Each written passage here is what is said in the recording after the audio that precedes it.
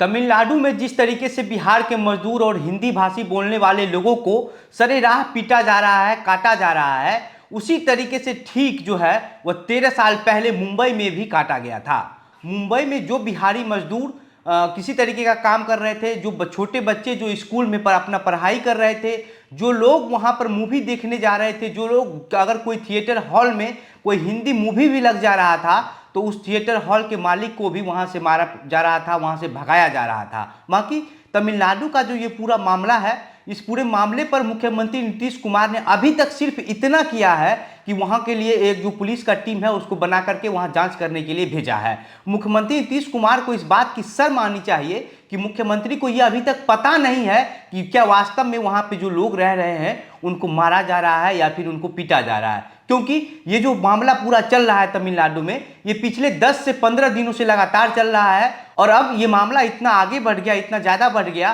कि कई लोगों की मौत हो गई। जो लोग जहां मिल रहे थे उन पर सीधा सीधा चाकू से वार किया जाने लगा और उसके बाद जब इतना कुछ हो गया तो उसके बाद सदन में तेजस्वी यादव सीधा सीधा ये कह रहे थे कि वहाँ कुछ हुआ ही नहीं है, वहाँ जितने भी मजदूर हैं वो सभी लोग सुरक्षित हैं। लेकिन उसके बावजूद भी विपक्ष के हंगामे पर, विपक्ष के अनुरोध पर जो है मुख्यमंत्री नीतीश कुमार ने एक टीम का गठन किया और उस टीम को तमिलनाडु सिर्फ ये जांच करने के लिए भेजा है कि क्या वास्तव में वहाँ पे बिहार के जो मजदूर रह रहे हैं, जो लोग वहाँ पर भी हिंदी भाषा बोल रहे हैं, उनको मारा जा रहा है, उनको काटा जा रहा है। बाकी इस पूरे मामले पर महाराष्ट्र में क्या हुआ था, महाराष्ट्र में किस तरीके से जो है बिहारी मजदूर पर हमला किया गया था, और यह महाराष्ट्र का जो मामला है ये पिछले 4 साल तक चला था और उस समय जो है वो स्थिति इतनी ज़्यादा हो गई थी कि मुख्यमंत्री उस समय भी नीतीश कुमार ही थे। नीतीश कुमार ने कहा था कि हम मुंबई में जाके जो है वह बिहार दिवस मनाएंगे। इसके अलावा उस समय विपक्ष में जो है वो लालू यादव थे। लालू यादव ने तो राज ठाकरे और उस समय जो तत्कालीन मुख्यमंत्री थे बाला साहब ठाकरे,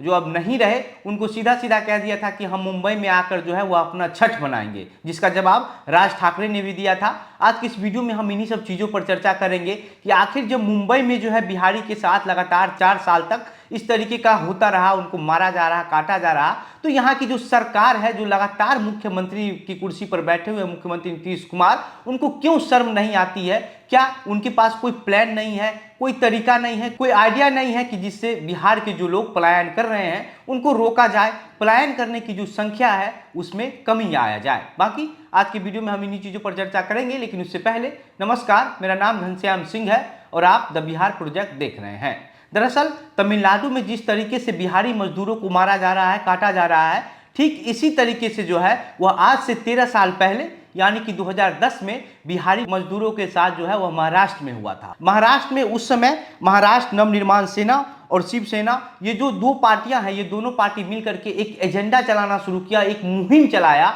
कि जो बिहारी लोग हैं, जो लोग महाराष्ट्र में रहकर हिंदी भाषा बोलते हैं, उसको महाराष्ट्र से बाहर करना है, महाराष्ट्र में उसको नहीं रहने देना है। इसके बाद वहाँ पे जितने भी लोग जो बिहार के थे, जो किसी फैक्ट्री, किसी दुकान में काम कर रहे थे या स्कूल में पढ़ने वाले जो छोटे बच्चे थे, उन लोगों को भी जो है बुरी तरीके से मारपीट करना शुरू कर दिया। सरेराह जो है बीच रोड पर उन लोगों के साथ बदतमीजी करना शुरू कर दिया। और जो कोई लोग वहाँ पर कुछ अगर रोड साइड में ठेला लगाकर कुछ सामान बेच रहे थे, मतलब कोई भी लोग कि बिहार के जो किसी अच्छे पद पर हो या फिर किसी बुरे पद पर, तो जो भी लोग वहाँ पर रह रहे थे उन सभी को जो है सरेराह मारना पीटना शुरू कर दिया। बाकी और उस समय शिवसेना के सुप्रीमो बाला साहब ठाकरे ने इतना तक कह दिया था कि जो बिहारी है वह गोबर का कीड़ा है, एक बिहारी 100 बीमारी, जैसे कई तरह की बातें जो है वो बिहार के लोगों को लेकर बोल दिया था। बाकी जब बिहार के लोगों के साथ इस तरीके का बर्ताव महाराष्ट्र में किया जा रहा था तो भारतीय क्रिकेटर, क्रिकेट के भगवान कहे जाने वाले सचिन तेंदुलकर भी एक ट्वीट किया था जो और अपना बयान दिया था। सचिन तेंदुलकर ने कहा था,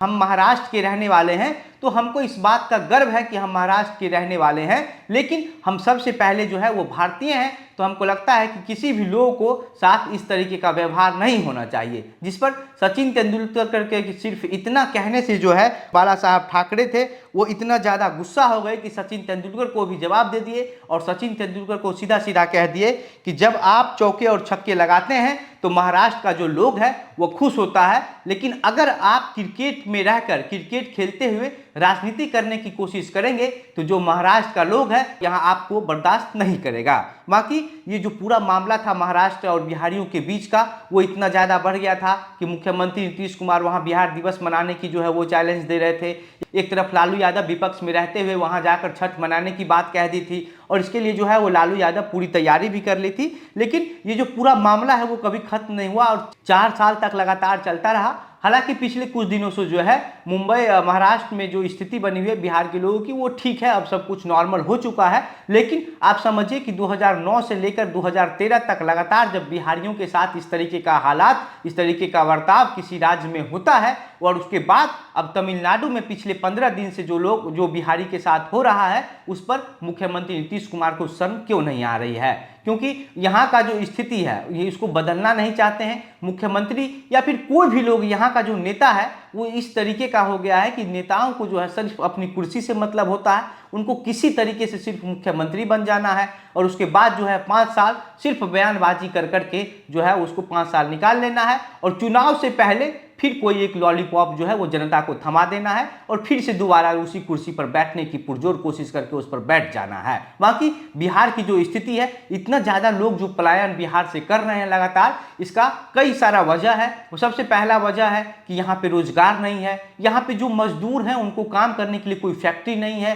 कोई जगह नहीं है जहाँ पे मजदूर वैसा काम कर सके। इसके अलावा बिहार का आधा से ज़्यादा जो हिस्सा है वो बाढ़ प्रभावित हो जा रहा है, बाढ़ से या बह के चला जा रहा है या फिर वो सूखाग्रस्त हो जा रहा है, जिससे यहाँ के जो लोग हैं वो पलायन करने पर मजबूर हो जाते हैं। वहीं अगर शिक्षा की बात करें तो यहाँ पर कोई अच्छा स्कूल नहीं है, कोई अच्छा यूनिवर्सिटी नहीं है, कोई अच्छा कॉलेज नहीं है। जो विद्यार्थी हैं वो यहाँ पर रहकर शिक्षा भी करे। आपको कमाना है, आपको पढ़ना है, आपको बहुत आगे बढ़ना है, तो मतलब हर चीज के लिए जो है वो आपको बिहार से बाहर निकलना ही पड़ेगा। नहीं तो अगर आप बिहार में रहेंगे तो आपको कोई भी चीज जो है वो एक अच्छी तरीके का नहीं मिल पाएगा। बाकी इस पूरे मामले पर आपके क्या विचार हैं? आपको क्या लगता है कि मुख्यमंत्री नीतीश कुमार का जो जांच करने के लिए टीम भेजा गया है तमिलनाडु, ये कितना सही कदम है? उसके अलावा हमको लगता है कि मुख्यमंत्री नीतीश कुमार को सीधा सीधा वहाँ के जो मुख्यमंत्री हैं स्टालिन, उनको फ़ोन करना चाहिए और डायरेक्ट फ़ोन पर बात करनी चाहिए इन चीज़ों को लेकर। लेकिन मुख्यमंत्री नीतीश कुमार अभी तक सिर्फ एक टीम बनाकर यहाँ से भेजे हैं, जो टीम वहाँ जाकर सिर्फ ये जांच करेगी